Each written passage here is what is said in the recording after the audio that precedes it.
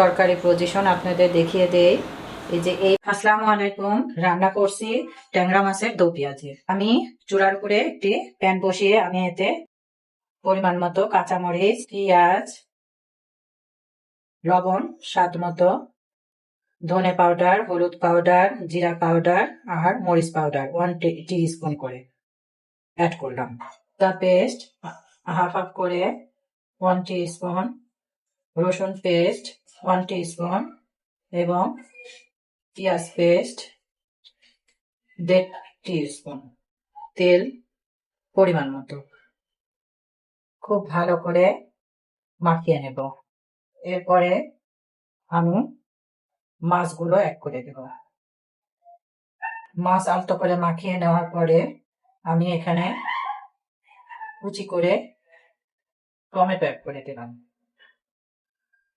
এরপরে আমি পরিমাণ মতো পানি অ্যাড করব। এখন ঢাকা দিয়ে অপেক্ষা করব এই মাছটা খুব ভালোভাবে ফুটে আসা পর্যন্ত। সো ভিউয়ার্স, আমি এই যে আমার তরকারি পজিশন আপনাদের দেখিয়ে দেই। এই যে খুব সুন্দর স্মেল বের হচ্ছে এবং তরকারির উপরে সুন্দর কিন্তু তেলও উঠে গেছে।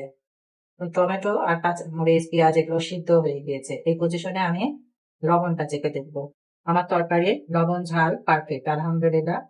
স্বাদও সুন্দর হয়েছে। এই পজিশনে আমি তরকারিটা মিডিয়াম টু লো হিটে রাখবো 5 মিনিট। সো ভিউয়ার্স, এই যে আমি আমার তরকারি পজিশন আপনাদের দেখিয়ে দেই।